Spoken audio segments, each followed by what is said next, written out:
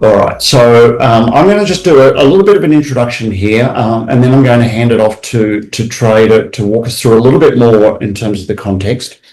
So first of all, welcome. Obviously, it's one of the commitments that the team that's leading the Vermont Conservation Plan development has. What the commitment is to really provide a lot of opportunity for people from the regional areas and stakeholders to weigh in on the development of this plan.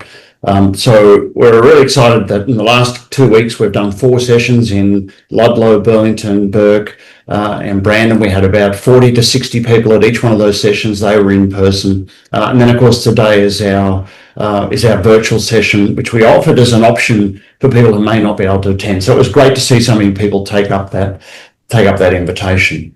Just in terms of the program agenda. As I mentioned, we have a series of presentations that will cover the background and the overview. So the sort of work to date, how we got to where we are. We're then going to talk about the draft objectives and pathways, just in an introductory sense. We're going to ask you to weigh in on this a lot more in the survey that follows at the end of this, at the presentations. And then we'll have the Vermont Conservation Design presentation, the American Farmland Trust. And then we'll have the survey input. So we've disabled the chat. So we're going to ask you just to kind of follow this and just sort of listen in on the presentations. There will be an opportunity, obviously, for any clarifications at the end. But just here's a chance to enjoy these presentations. So with that, I want to introduce Trey. So many of you will be familiar with Trey Martin, who works with the Vermont Housing Conservation Board. Trey, do you want to just take us through a bit of a setup here in terms of what we're doing, how we got here, and the kind of the important subtext from your perspective? Thanks, David. And thanks to the team at Future IQ. We really are excited to be working with David and his team, who are assisting VHCB and our partners at Agency of Natural Resources to handle the setup and the logistics, as well as a lot of the communications around the Vermont Conservation Plan development. It's been a real pleasure, and you know, as you follow along, you'll get more chances to work with David, who is really excited to be here working in Vermont again after leading the Forest Future Roadmap process with the Department of FPR over the last few years. So very familiar with Vermont and generally with this subject matter. We are also really excited to be here because of the work that we do in Vermont around conservation. And I just wanted to set the stage. This slide shows off some of our favorite project places and I think the wide range of things that we do. But as you're reading the text there, I just wanted to say a couple of words about why VHCB is so excited to help lead this process. And it's because of the work that we do with you all in the communities where you live. You can see here, you know, sort of a wide array of pictures here, but it gets to the breadth of our mission, which this plan really intends to capture, is the breadth of conservation work in Vermont, from farm access and food production, focusing conservation on protecting land for producers, for food security, for our future, making sure that young farmers and beginning farmers are able to get onto the land, but also that land is being protected in perpetuity where we can, to ensure that the investments that we make in food production and in the land that it grows on are protected on into the future. One hugely critical area of our work.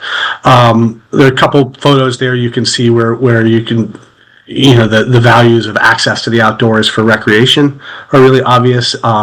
Recreation can be trail-based, it could be hunting and fishing, sort of diffuse-based access. The picture there of Green River Reservoir is one of my favorite places in Vermont for not just getting out to paddle and camp, but for the renewal and the connection with nature that you can have there. I don't think there's anything my family likes better than listening to the loons as we swim around in the reservoir. There's a great photo there, I think, from southern Vermont, the Equinox Highlands area, and to be sure, our work, especially with Agency of Natural Resources, the Nature Conservancy, and Vermont Land Trust, focuses on big parcel conservation, landscape scale conservation, where we're really thinking about the way that large ecosystems can be protected through conservation. But it also extends all the way down to small projects where we're, you know, our additions, where we're focusing on the parcels that protect special natural communities or that help to promote resilience and flood resilience, landscape resilience, the types of things that the resilience implementation strategy is going to do that A&R is leading. So everything from those very large parcels to the much smaller parcels. And of course, VHCB does a lot of work that's connected to and adjacent to land conservation. Our historic preservation work protects a lot of bridges, libraries, farm buildings, barns, and et cetera in your communities. And the housing work that we do is generally not only are we focusing on housing the unsheltered or the unhoused, getting people who are below 80% of the area median income into homes or apartment units, but doing it in places where there's sewer and water, where they're connected to towns and to services in towns, where we're helping to build out that portrait of Vermont that is, small, compact villages and town centers surrounded by the working landscape. So all of that fits together in the conservation vision that we have for Vermont. David, let's go to the next slide. And it really, another picture of Green River here, but also Merck Forest on the far right of the slide there. Merck Forest and Farm, that's a logging truck coming through. This slide really speaks to our partnership with the Agency of Natural Resources. We have so much shared values, mission, and impact with the agency, and it has been part of the beauty of this process of being able to work with folks like Jens at the agency, Bob Zano, Billy Koster, Becca Washburn, Gunnar Nurme. We have a great team of A&R folks who have been helping to roll this out. And, again, those shared values speak to the impacts of our work, from protecting. Sorry, it sounded like somebody was coming on, but I'll just keep going. Protecting ecosystems and habitat, to those trails and hunting areas, fishing areas, silviculture and agriculture, community development and tourism, community health and mental health. And again, when we sit around and talk about what we're going for, we do think back to the days of the early pandemic, where the most important places where we could gather were all outside, and often were town forests or other places where we were meeting our neighbors or meeting our friends and being able to have genuine connection even in that really hard time. Want to thank Jens for being here and as part of that partnership, but also Jamie Potter from the American Farmland Trust, who you're going to hear from in a little bit. This work is all about partnerships. We also were really benefited by our partnerships with the regional planning commissions. Over the last couple of weeks, as we traveled around Vermont, we were working with folks from Chittenden County Regional Planning Commission, from Southern Vermont. We were with the Mount Ascutney Regional Commission. We were up in northeastern Vermont with help from the Northeastern Vermont Development Association, and then the Rutland Regional Planning Commission last week as well, down in southwestern Vermont. So there are a lot of entities who are collaborating to make sure that we can not only talk to you and share what we're working on with you, but then create opportunities for you to give us feedback. David, let's go to the next slide. There's a lot of text here, some great photos, or great folks down at the bottom you can see, but I won't read the text to you, but I did want to just point out that the Community Resilience and Biodiversity Protection Act of 2023, what we refer to as Act 59, does set out really aggressive goals to protect 30% of Vermont permanently and legally by 2030, and to protect 50% of Vermont by 2050, with a blend of permanent legal conservation as well as other long-term durable mechanisms to protect the landscape. That's what people think of when they think of Act 59, is that 30 by 30, that sort of tagline that we're all familiar with. This vision is what I think for A&R and VHCB is at the heart of this, is especially that bolded text at the top, is that we want to maintain an ecologically functional landscape, right? And you're going to hear from Jens in just a few minutes, and he's going to really walk through what we mean by ecological function and connection. But that's at the heart of this, is that vision is not only for connection and function in and of themselves, but because of what it supports. And you can read through the vision statement for that. The text below, and again, as we go on there, just an invitation to you all, or calling out the invitation, is that we want this to be based on the science and on the research that we've done.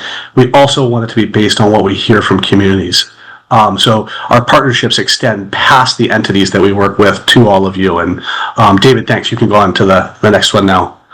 I'm going to finish up just with a couple of notes about the inventory we work work that we did over the last couple of years. And then I'm going to hand it off to my colleague, Annie Decker, from VHCB, who's the project manager for our work. First, I wanted to say that, the results of the inventory from 2024, we found that roughly 27% of Vermont is already permanently legally protected. To get to 2030 and the 30% goal, we have about 185,000 acres would be the delta between what's currently protected and that goal. So really, really amazing work over the last 40, 50, 60 beyond years to put Vermont in the place where so much of the land is protected. And that doesn't include a lot of other lands that are protected in other ways through current use or through other mechanisms, town zoning, through voluntary programs. So there's a lot of the landscape that has some form of protection. 27% of it is permanently legally protected. That breaks down into, about 4% of the landscape is protected in forest reserves, areas where natural succession processes mostly take precedence over silvicultural management. About 4% of the landscape is protected in biodiversity protection areas like wildlife management areas, where we're really focused on a particular species or habitat or a set of species and habitats that need to be protected. And then roughly 19% of the state is working farms and forests. About 2.3% forests, and the rest of that 19% is working forests. So those are the natural resource management areas that Act 59 describes. Those are the quantitative results from the inventory work. We also produced a great deal of analysis and response to legislatively directed questions. You can find that through the project portal or on VHCB's project website, which are both linked together. And we really, just to highlight a few of the learnings that we took from that, is that, one is just that the cost of this work is going up, that we've seen over the last 10 years, that as land prices and home prices have risen, that the cost for people to get for conservation organizations to do their work are also going up. And so, as we think about those 185,000 acres, that's a really important consideration. How are we going to do that? How are we going to innovate, and how are we going to use the resources we have the most effectively? But the cost of projects is only part of it. The cost to steward that, the capacity to plan to take care of that land after it's protected is almost more important and needs to be factored in.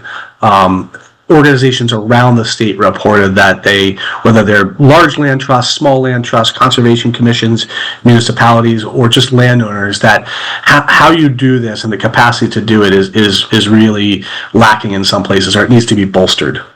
That leads us to thinking more about innovation too. How can we change the way we do things, or innovate the habits and work processes that we have for conservation, so that we can really continue to deliver high quality conservation outcomes without continuing to see the cost go up and up and up.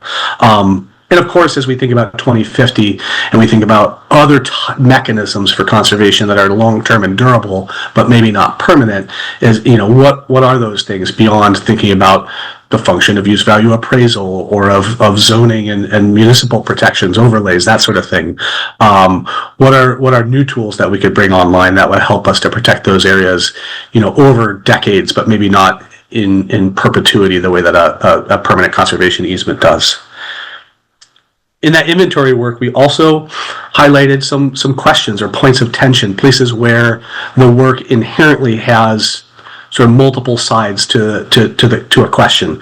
The impact of our land uses is in tension with the goal to protect areas, to protect ecosystems, protect natural area function, to protect that connectivity, and so that as we strive to do this work, we also have to strive to bring some balance to that. How can we set up management plans for land that are going to protect that function and connectivity, while also continuing to draw us into the work and to see the conservation as being land for people. But access always has impacts, even if it's diffuse. We also talked a lot about who conservation serves, who makes decisions, how communities can get involved, how small landowners can get involved, and to be sure, there are several some very large conservation organizations in Vermont who've done a lot of work over the last, 4 decades. We want to make sure that we continue to serve all Vermonters and that all Vermont organizations who want to be part of this are brought into this. So that's another point of tension and a focus going forward. We talked about waters and the protection of waters with land-based conservation. There's an inherent tension there as well, is that land-based conservation doesn't necessarily change the either the sort of chemical balance in the waters or the water quality standards, but it can really impact the way that those waters function and what's coming into them. So thinking about how we do conservation to protect waters when especially linear corridors aren't necessarily susceptible to protection through, one easement on one property at a time. You have to think about the whole reach or the whole watershed, and that a parcel by parcel approach doesn't necessarily do that for you. And then finally, as I mentioned before, not only do we know that this work is time consuming, it requires capacity, it requires investment, but we have some uncertainty right now, and I think it's really important to call this out and note this, that the federal budgets and state budgets for conservation are not expected to go up in the same way that we thought in 2023 when this bill was passed and the Inflation Reduction Act was out there and the America the Beautiful program was out there from the Biden administration. With those programs gone or transformed, how we do this is going to require us to be nimble and thoughtful. We've tried to address this, and I'm going to hand this off to Annie now, who's going to talk to you about the way that we've framed up or provided an initial sort of draft framework for the plan, to really twine and interconnect 3 different objectives for our plan. So one objective focused on communities, one on the science of conservation design, and one on capacity. These are intended to work together, and I'm going to let Annie talk to you all about that. But thanks for letting me talk to you for a few minutes, and we'll hear from you on the survey later. Thanks so much, Trey. Hi, everyone. I'm Annie Decker. I'm the Associate Director of Resource Development and Resiliency at VHCB. As Trey mentioned, I'm also helping with the project management of this Phase 2 work.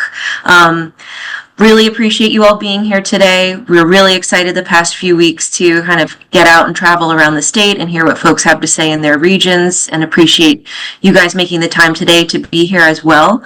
So as Trey mentioned, we've spent a lot of time synthesizing kind of what we heard in that inventory phase of this work and attempted to develop a draft framework for how we might organize this conservation plan.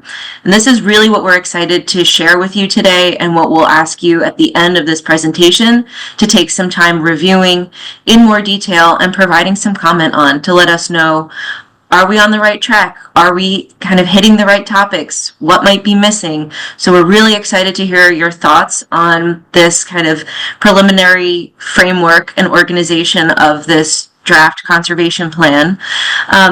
As Trey mentioned, we've proposed a framework organizing the plan under kind of these umbrellas of 3 objectives.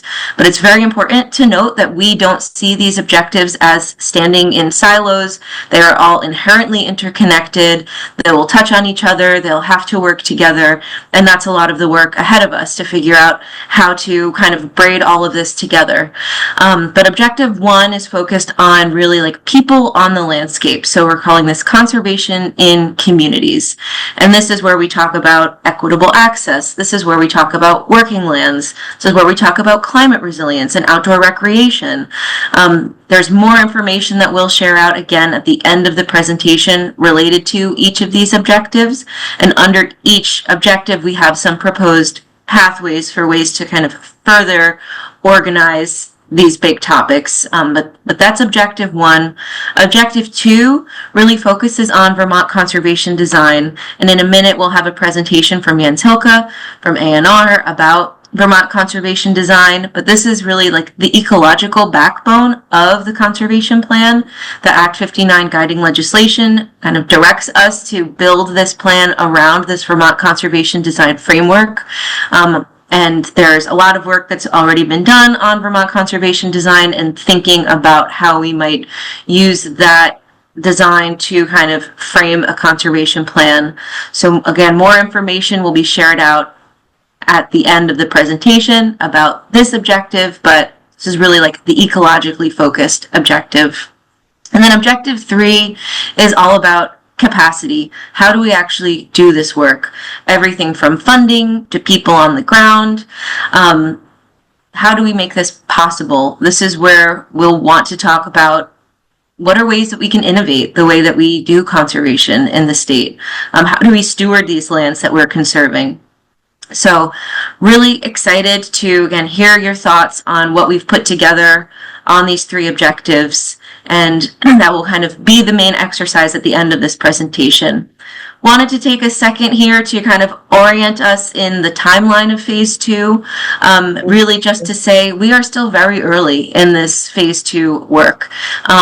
We are intending to develop and deliver a plan to the legislature by June of 2026. So we have a little less than a year ahead of us still, and still many opportunities to participate and engage. But wanted to just kind of show everyone this is where we are right now in this phase 2 work, and there's more to come in terms of opportunities to engage and participate. And then a little bit more on what these regional listening sessions are. So this is our opportunity as a project management team to share out what we've been working on, with our advisory committees, and hear from communities both in specific regions, but also just generally across the state. Again, are we on the right track? Are we hitting the right notes? Are we missing anything significant? We are going to host 3 rounds of these listening sessions. So this is the first round, July 2025. Our next round will be in December 2025. And then our final round will be in April of 2026. We intend to continue traveling around the state in person, but also providing these kind of virtual meetings as an option for those who might not be able to make it to in-person meetings. We are sending out specific invites to stakeholders who we know from past projects and efforts or from this phase want to stay informed and engaged. But these are public meetings open to everyone. We encourage you to share these meeting invites and information out with your networks. We want to reach a broad audience with these meetings, and they are public meetings and everyone is welcome to join. And then finally, I did just want to touch on the project portal. I see that there was a question about where is the project portal? What is it? This is our main kind of website and landing page for this project at this point. It's kind of your go-to place to stay informed. The portal is linked on the VHCB website. If you go to the Act 59 page, there's a button that says Learn More. It takes you right to this portal. There's a ton of information here already and more to come. And if anyone ever has trouble accessing the portal or finding it, you can reach out to any of us on this call today. I think my name and email are on a lot of the information that goes out. We're happy to direct you here if you ever have trouble finding this. Thank you all again. I'm very excited now to hand over the mic to Jens Hilke, who is going to tell us all about Vermont conservation design. And again, just really appreciate you being here and participating today. Thanks so much.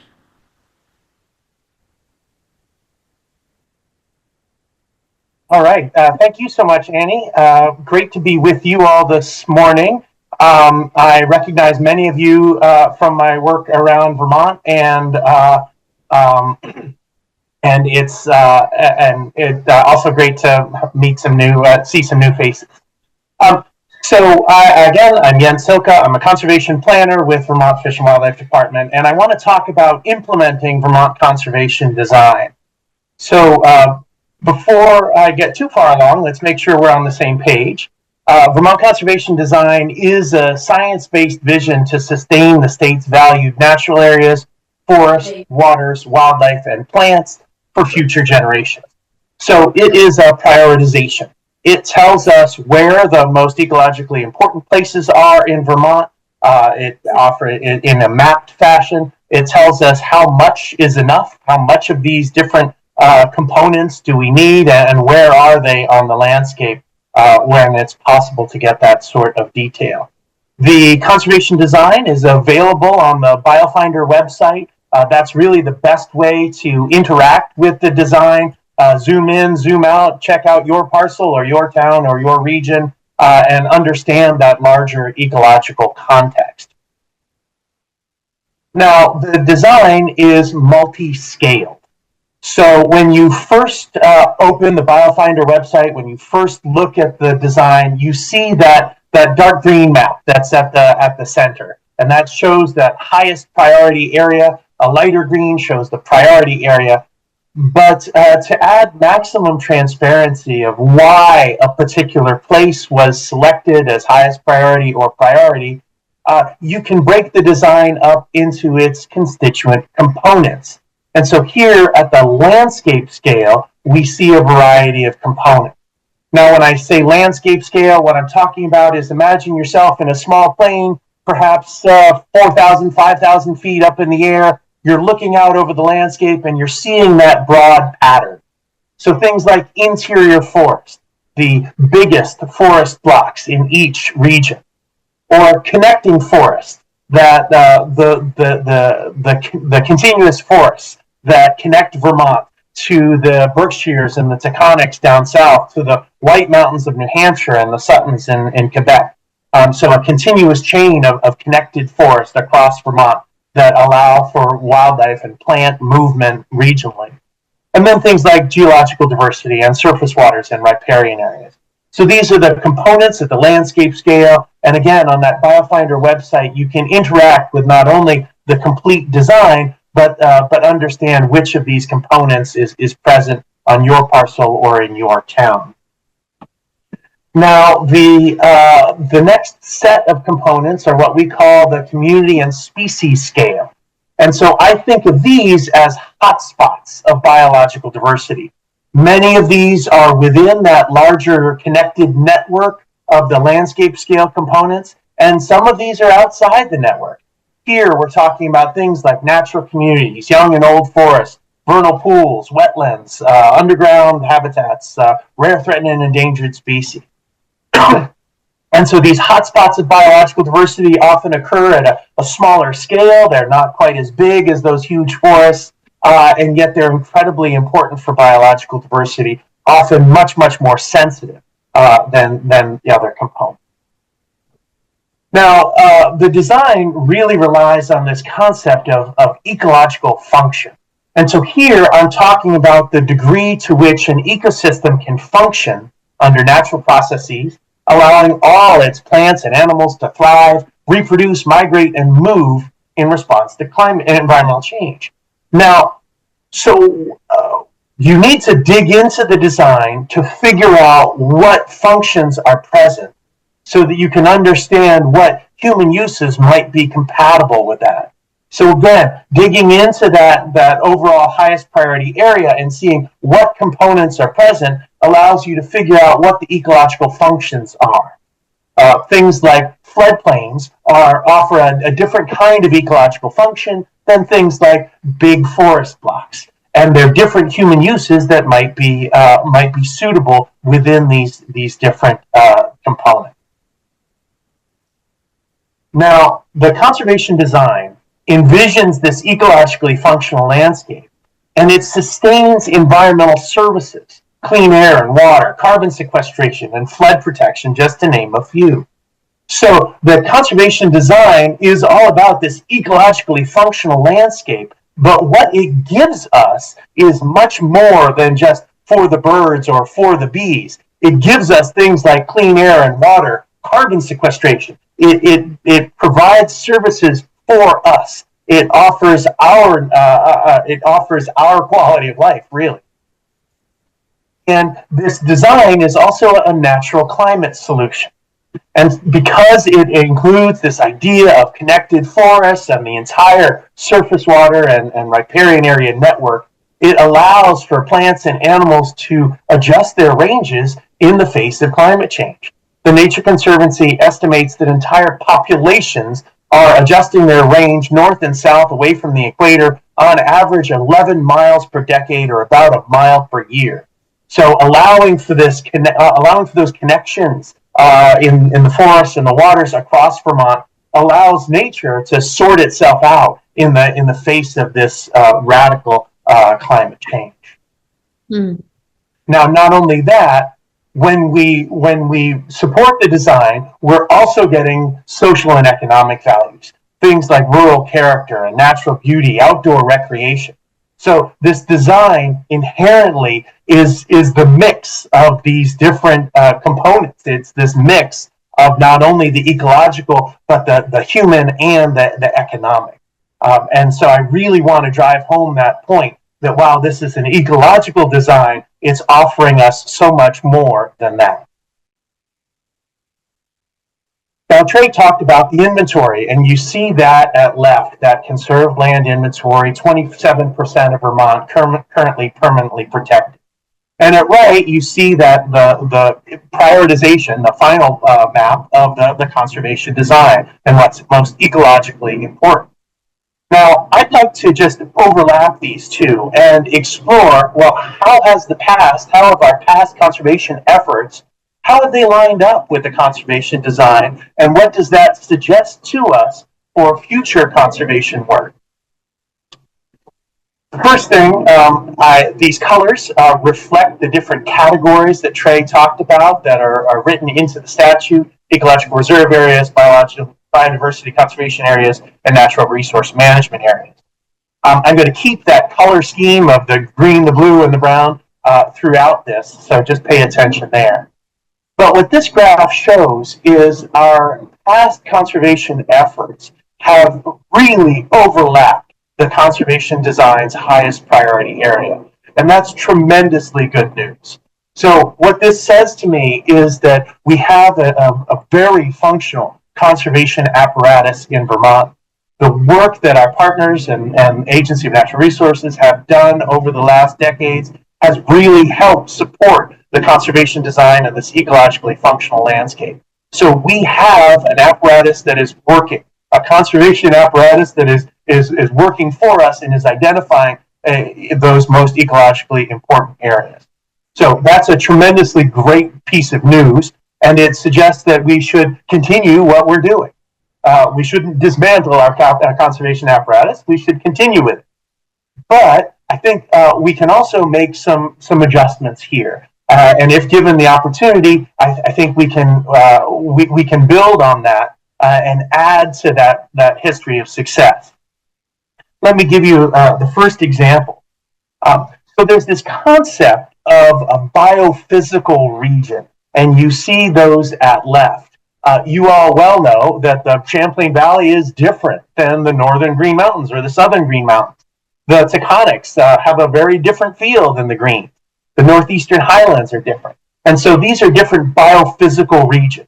The plants, the climate, the bedrock tend to be more similar within these biophysical regions than outside.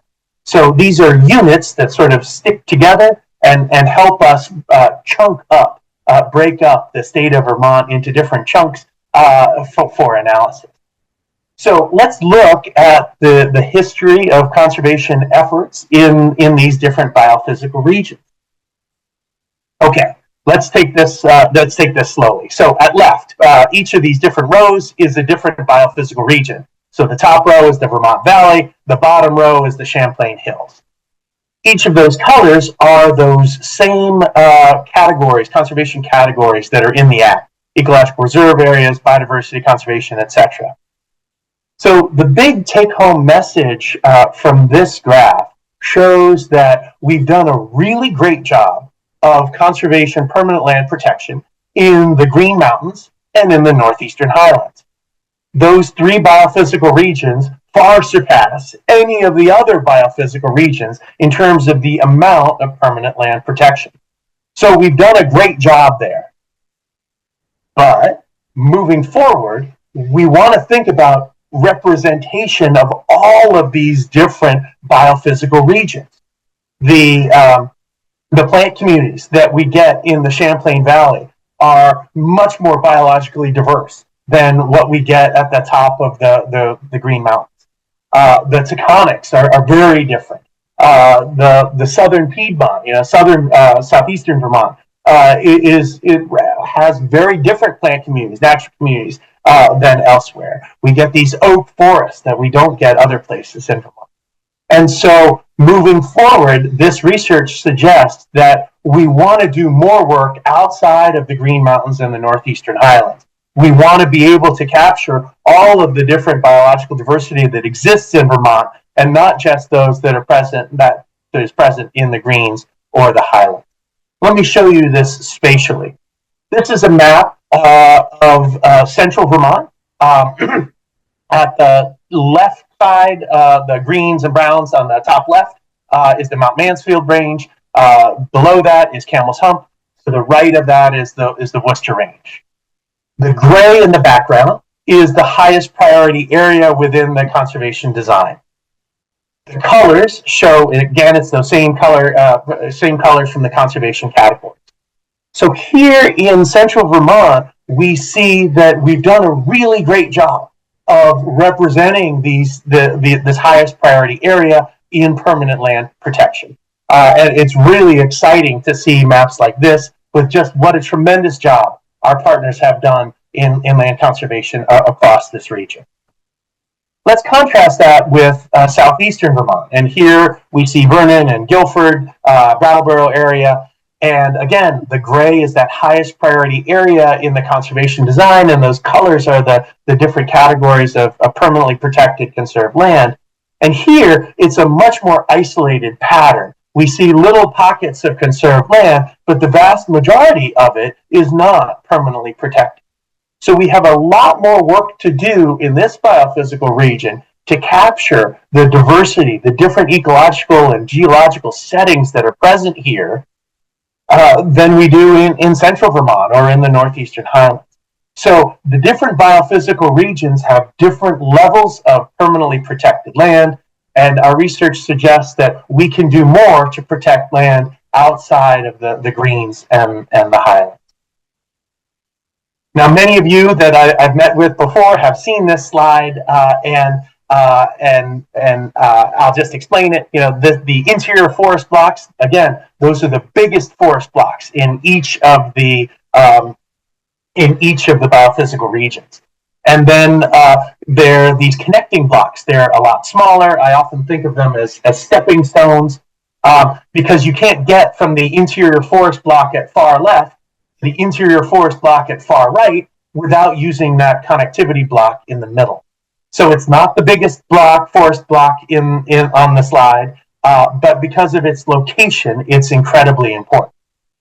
Then we have these micro connectors. You can see those green ovals, those are wildlife road crossings. They've got big forest on both sides. The forest comes all the way down to the road.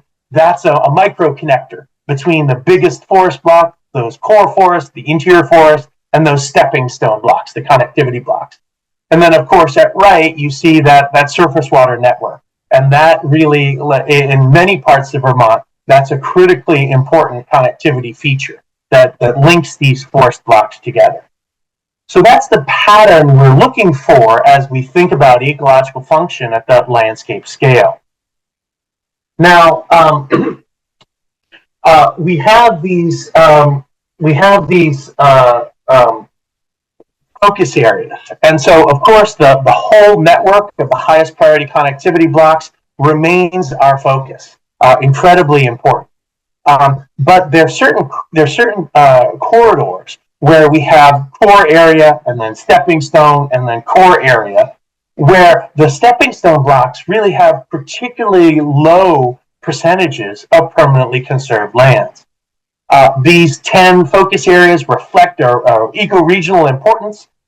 They really build out this larger network of highest priority connectivity blocks. And so even a small change in these stepping stones can really ruin the entire network. So these 10 connectivity focus areas are places where we can invest in permanent land protection to ensure that this larger network of habitat connectivity across Vermont remains intact. With that, I'll bring this to a close. Thank you all so very much for sticking with me. Yeah, great. Thank you, Jens. That was fantastic, right? As I said, also, just as a reminder for those who've come on late, we are recording this and we will be posting this to the project portal shortly after we clean up the recording. I did put the link to the project portal in the chat. And if you did come in late, we are doing a series of presentations. Jamie Potton's about to do her presentation. It'll be the last in this series of presentations. And then we will give you a link for a survey where we can get you to weigh in on your thoughts about the initial objectives and so on. So, Jamie, would you like to take us away from here, please? Sure. And David, can you see my screen? I can, yes. Wonderful. Okay. Gonna minimize you here. All right, you can hear me okay? Perfect, thank you. All right, great. Great, well, thanks so much for having me, folks. I know I'm your final speaker and you've been hearing a lot of really exciting information, so I'm gonna try to keep you on your toes. But my name is Jamie Pottern. I'm the Senior New England Program Manager at American Farmland Trust, and I'm here today to talk to you all about some of the farmland trends that we're seeing here in Vermont. There we go. So really briefly, if you don't know what American Farmland Trust is, you may have seen our No Farms, No Food bumper sticker. That's us. But you may not know what American Farmland Trust does. So we are a national agricultural land trust. We were founded in 1980. We work all across the country, and our mission is to save the land that sustains us. And we do that by protecting farmland, promoting sound farming practices, and keeping farmers on the land. And like I said, we have a national staff. We also have a really robust team of our staff right here, boots on the ground in New England, who do all kinds of really great work.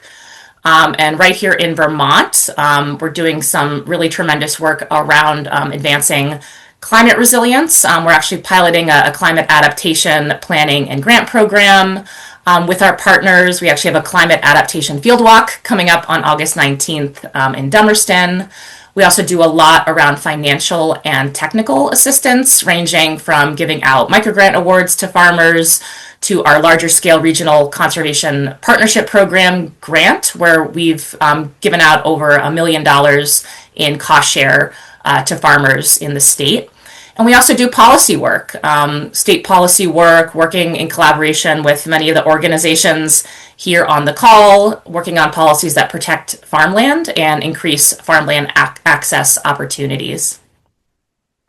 But what I'm really here to talk to you guys about today is data and research, and that's something that AFT has always done since our inception, is really try to get a handle on what's going on with our farmland across the country to really empower communities, empower advocates like yourselves to take back into your towns and cities and states to help advocate for better policies and practices and things that are happening with farmland. So we produced a study back in 2020 called Farms Under Threat, State of the States. And what we looked at was a period from 2001 to 2016, a 15-year period. And what we found was that 11 million acres of farmland were fragmented or lost across the country during that time period, which translates to about 2,000 acres per day. And one of the really interesting things that study did for the first time that's really relevant to this conversation in Vermont is that we were able to really uniquely identify the different kinds of farmland conversion that were happening all across the country. So prior to this study, we knew how to identify, if something was a farm, and then we look back on a map and we see that farm is sort of fully flipped out of farmland into a more obvious non-farm use, like a housing complex, a shopping mall, a parking lot. And we call that urban and highly developed use, kind of toward the left of the spectrum here on the slide. What we had a harder time prior to the study identifying was what we call low density residential development, or LDR. And you are all probably really familiar with this type of development in Vermont because it's really everywhere, right? It's really that sprawl type development, that large lot residential housing development that doesn't necessarily flip that property from one day being a farm to not a farm, right? But it makes it less likely to stay in agriculture over time. It kind of fragments or chews up around the edges of farmland. And over time, it has what we call this multiplier effect, where we actually found that during this 15-year time period of this study, land that was in this low density residential type development in 2001 was 23 times more likely to flip fully out of agriculture into that urban and highly developed use by 2016. And so it's really significant and important that we understand this kind of LDR type development that's happening across the landscape. So what did we find in Vermont? Well, we found that from 2001 to 2016, over 21,000 acres of Vermont's agricultural land was developed or compromised. And you can see at the top of the screen here, about 83% of that, or nearly 18,000 acres of that conversion, was to that low density residential type development, with about 70% of that fully lost type of development, the urban and highly developed use. And again, that's really significant for Vermont, right? In the bottom left-hand corner, we have, right, that multiplier effect, where we found that land in LDR at the start of the study was 5 times more likely in Vermont to flip fully out of agriculture by the end of the study than other types of ag land. What our study also produced was our agricultural land protection scorecard, where we ranked each state across the country, and we looked at their policy responses in comparison to their threat of conversion. And we found that Vermont did really well. Vermont is doing a great job with its policies. We ranked 5th nationally, and you can find that study on our website, and I'll also make sure David gets you all the links to all these studies that I'm mentioning. Our most recent study was called Farms Under Threat 2040, Choosing an Abundant Future. And what this study did was it took those same conversion trends from 2001 to 2016, and we projected them out to the year 2040 under different kinds of development scenarios. So the first scenario was just business as usual, right? If we keep on doing what we're doing from that original study period out into the future, what's going to happen? And we projected about 41,000 acres of farmland might be converted in that scenario, again, with most of that into low density residential. We also did a runaway sprawl scenario, which really presumed a lot more of that sprawl type development or large lot residential development would run a little bit more unchecked.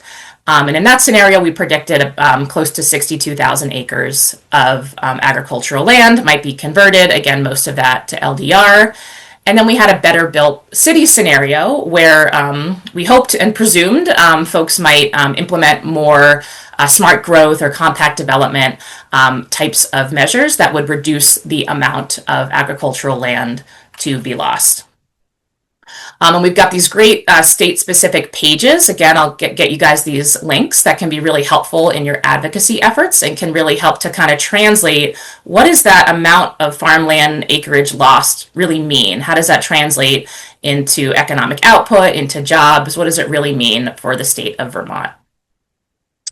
Another thing the study did, which I think is really cool and really relevant if we've got any planners on the call, but you can really drill down on our website into the county level data for this Farms Under Threat 2040 information. And I find this really interesting because you can really zoom in and see within this county, what did we project in terms of how much farmland, as well as how much did we project might go into LDR versus urban and highly developed uses.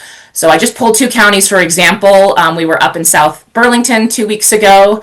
And you can see here a pretty significant range of about 3,700 to 5,300 acres of Chittenden County farmland we projected could be converted.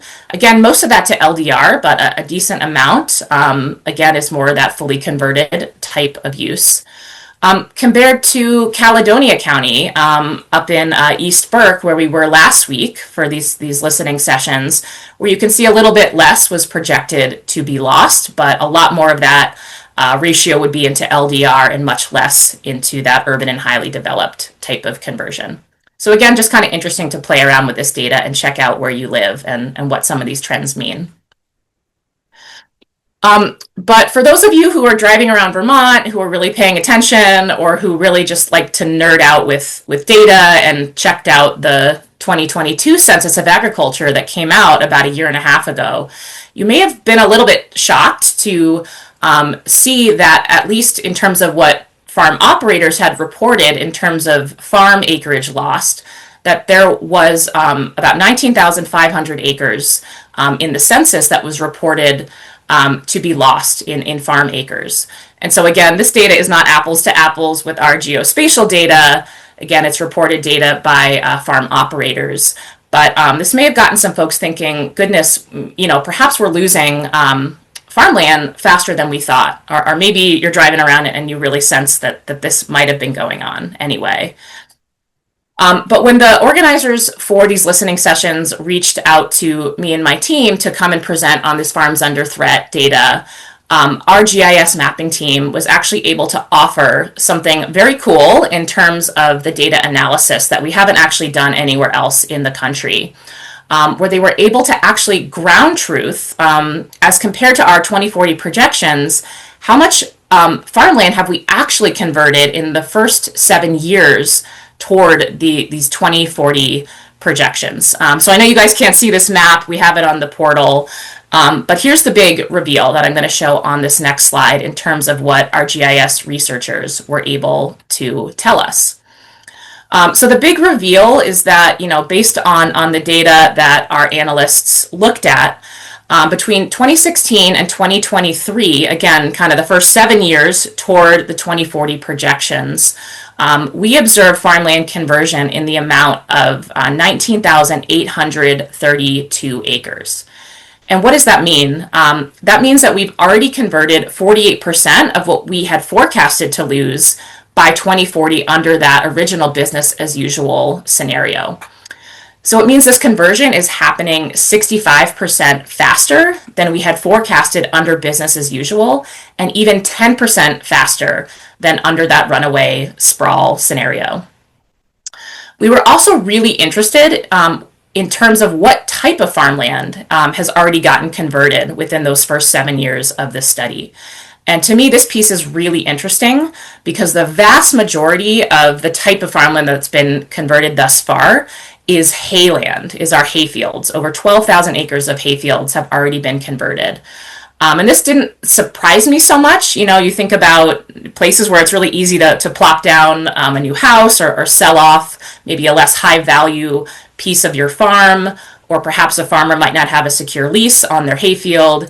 Any number of reasons this could be happening, but of course it has implications for all kinds of things, for farmers' viability, for biodiversity, for all kinds of reasons. So we find this really interesting. The next type of farmland that's getting converted is woodland associated with farmland. That's followed by grassland and pasture, corn, fallow and idle cropland, and then we combined all the other categories. We were also interested in terms of what type of development this farmland in those first 7 years was converted into. And again, we can't quite compare our original methodology to this sort of quick gut check methodology, but we guesstimate that around 76% of the conversion has gone more into that low density residential type development, and about 24% has gone into that urban and highly developed type of development, more of that full loss of farmland. So the question is, why are we losing farmland faster than we projected? There could be any number of reasons, but here are a few. One is that those original projections, again, were based on that time period from 2001 to 2016. And you all might remember during that time, around 2008, right, there was a housing recession. And so we could have under forecasted the amount of development into the future by projecting those same development trends out. On the other side of that, right, COVID-19 happened, there was a housing boom, we had this unanticipated move of people from more urban areas into more rural places like Vermont that took place from 2020 to 2022. And now we're in this sort of quote post-COVID era where perhaps some people are moving back to cities, perhaps some development trends may even out over time. We're not sure. But I think our big takeaway and what we want to convey to you is that we understand that farmland was developed more quickly and significantly in the first 7 years of the study than was projected. And so given how much farmland has already been consumed so quickly, we do feel that farmland conversion rates are likely to exceed our forecasts.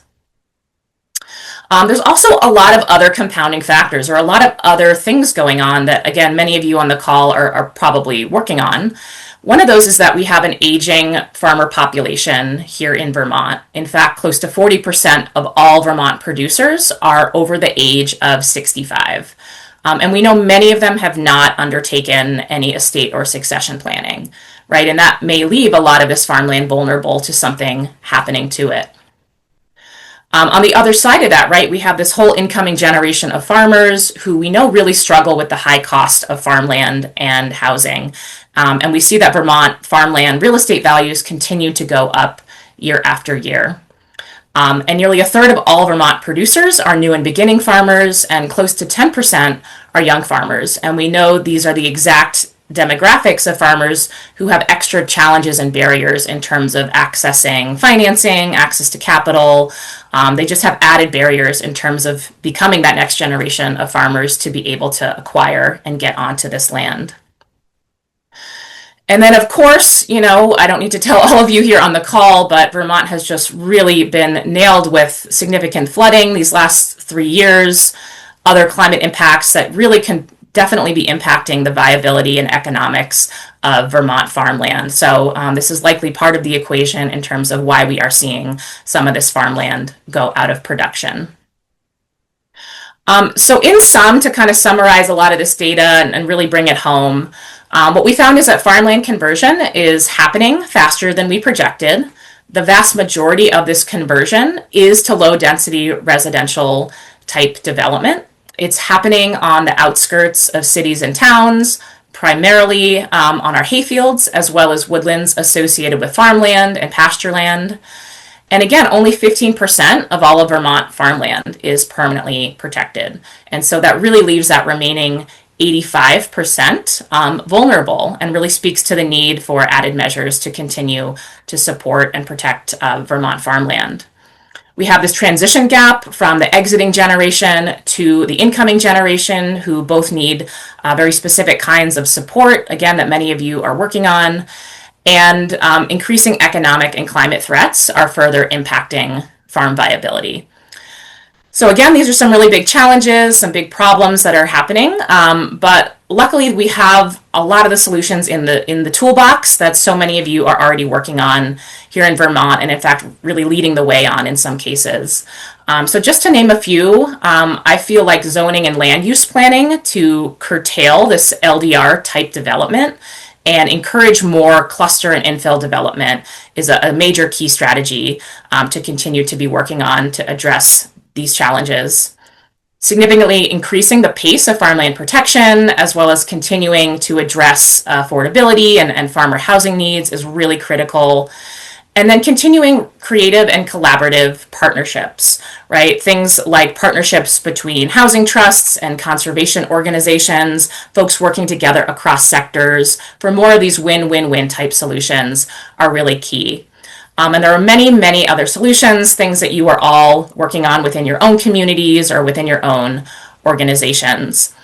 So since you are the experts, I just really want to invite all of you. You're going to receive a link to a survey after this, and we'd really love you to fill it out, as well as to share with us, you know, what are some ideas that you have for better protecting and securing farmland in Vermont towns and cities. So that's it for me today. This is my contact information, and I just really want to thank you all for having me. Okay, Jamie, thank you very much. Right, so another fantastic presentation. So as I said at the start, we had a series of presentations. So Trey, thank you. Annie Decker, thank you for your input. Jens, thank you. And Jamie, thank you for setting the stage on this.